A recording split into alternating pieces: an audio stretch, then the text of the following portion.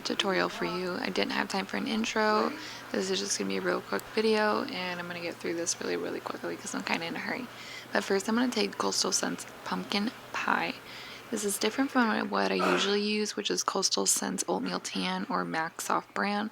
This is just going to be our transition color for those other colors that we're going to put onto the eyes to help them blend easier. So I'm taking a big fluffy brush. It's just a random one that I found. It's very similar to the MAC 224 and the Sigma E, I think it's like E25, something like that. I can't remember. But so I'm just buffing it into the crease. You want to make sure there's absolutely no harsh lines. When putting a color into the crease, you always want to make sure it's darker on the outer corner and lighter on the inner corner. This gives the illusion of the eye to be bigger and to also create a cat eye effect. So I'm getting like tongue-tied right here.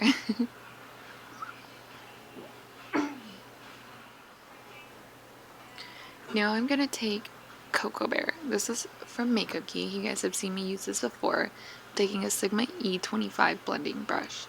So I'm just going to put this right in the crease, right where that eye folds. And if you don't know exactly where it is, you can kind of tilt your head back a little bit and you'll see a line where that crease is. Now I'm using the flat side of my brush and putting it directly where that line is, like all the way from the outer corner to the inner corner. I'm making sure it's blending out to make sure I get the full effect of the color from the Cocoa Bear. And then I'm going to turn my brush the other way. Sorry, I have a horrible cough. I'm going to turn my brush the other way, and I'm going to make sure that I'm not bringing it up too high, because then it's going to defeat the purpose of when we put in the pumpkin pie.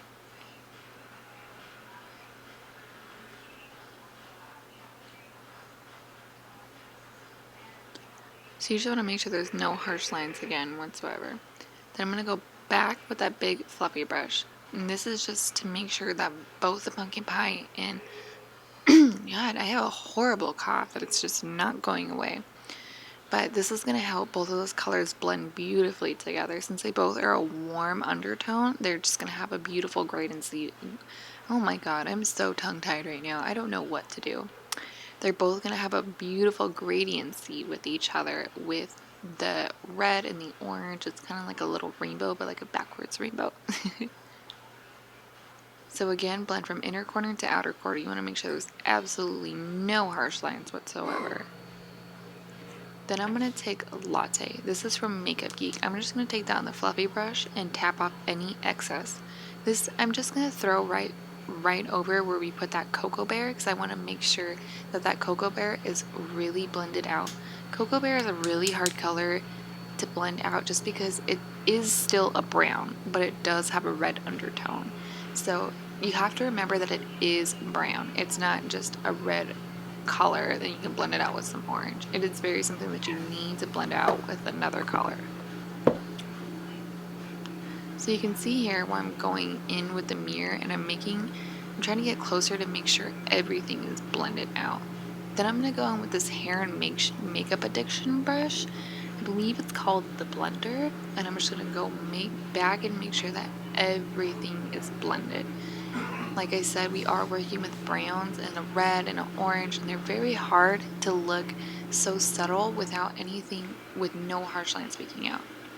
Then I'm going to go in with the Makeup Geek gel liner in Immortal, and I'm just going to take a flat concealer brush, and I'm just going to dip both sides of the brush with both product on it.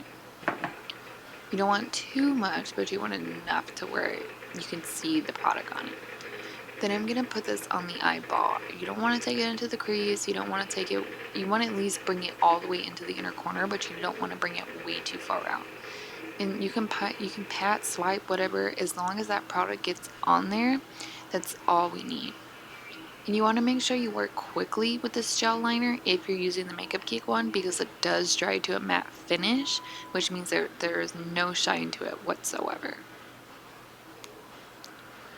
And you always want to make sure that you bring it as close to the lash line as possible.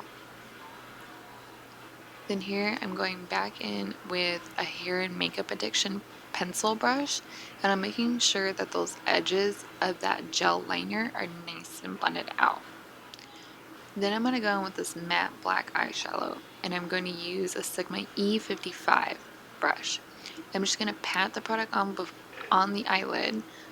I explained this to you guys before, that no swiping motion, because you would tend to get more fallout like that, and it's kind of a hard mess, and you don't want any black eyeshadow in your concealer or nothing. Even though you go in with a makeup wipe, you can there's always a chance that you can't get it all out.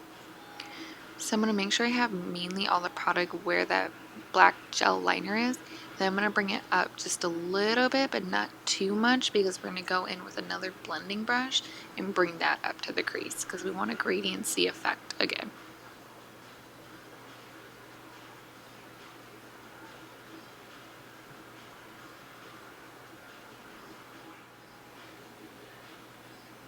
So here, this is where I go back with the Sigma E25 brush that we used with the Cocoa Bear. So it does have a little bit of Cocoa Bear on it. You don't have to go back with Cocoa Bear, but I am going to go in with another color to help blend this black out. And if you feel like you are blending too much and you're taking too much time to do your eyeshadow and you're getting frustrated, you're doing the right thing. Then I'm going to go in with Coastal Scents Fine Wine. And again, I tapped up all the excess because you don't want too much product. Working with a little bit of product is the best thing. When you get too much product, it's so frustrating because you don't know what to do, and then you basically have to start all over, because unless you're going to sit there for 30 minutes just blending out one area. So here I'm putting this a little bit lower to where that Cocoa Bear was, and this is really going to help that black blend out. Black is probably one of the most hardest colors to blend out, at least for me it is. Then I'm going to go in with that big fluffy brush again, and I'm going to make sure everything, and I mean everything, is blended out. And here I go back with a couple more colors of the Fine Wine and the Cocoa Bear, and I just keep going back and forth till I know everything is blended out to my satisfactory. And here you can see where I turned my Sigma E25 brush the other way to push that product up into the crease a little bit to make sure that everything goes into part with each other.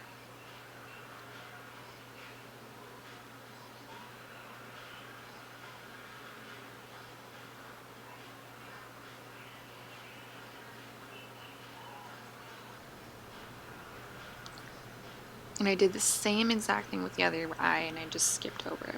And then I'm going to take these Ardell lashes and the Demi Wispies. These are my favorite drugstore lashes. Then I'm taking my Duo Lash Glue in the dark tone. I wanted to make sure that everything stayed dark on my eyes, and I rarely ever use my dark tone, and I found out that this was the perfect time to use it. So I'm going to get some tweezers and hold it on the end of my tweezers. And you want to wait about, oh yeah, I'm going crazy and singing a little bit, don't mind me. But you want to wait about 30 seconds to wait until that glue gets tacky. Because if you stick it on the eye right away, it's just going to make a huge mess. And when it gets tacky, it will stick right where that eyelash is.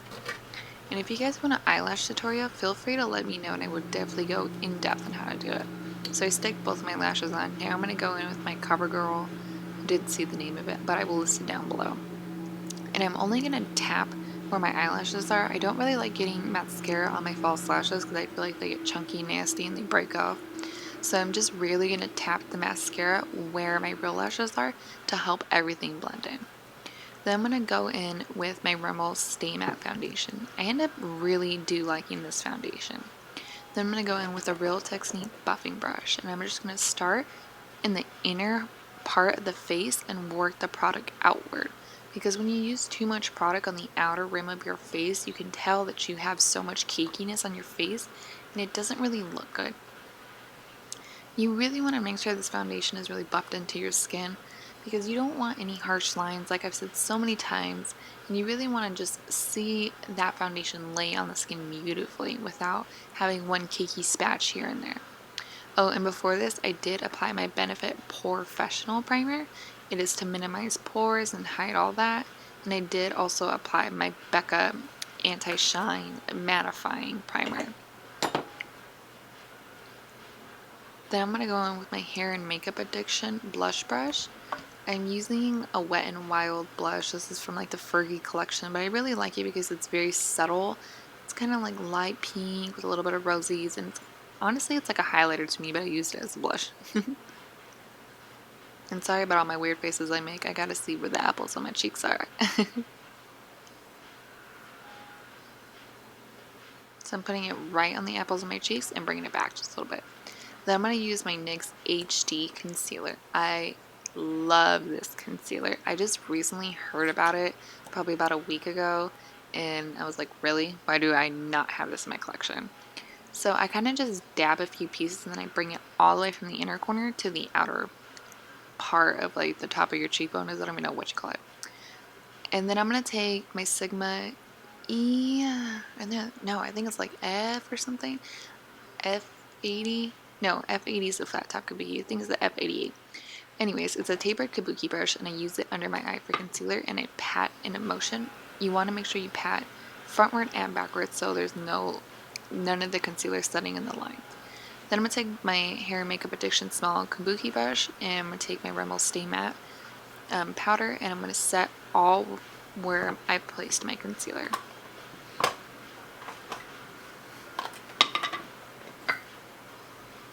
I can't find my brush. Then I'm going to go in with another Rimmel Stay Matte foundation, just in a different color, and I'm going to set my whole foundation. I am oily, and that's why I set my foundation. Thank you guys so much. I'm sorry I'm such in a hurry and I talk so fast, but I hope you guys like it, and I hope to see you soon. Bye!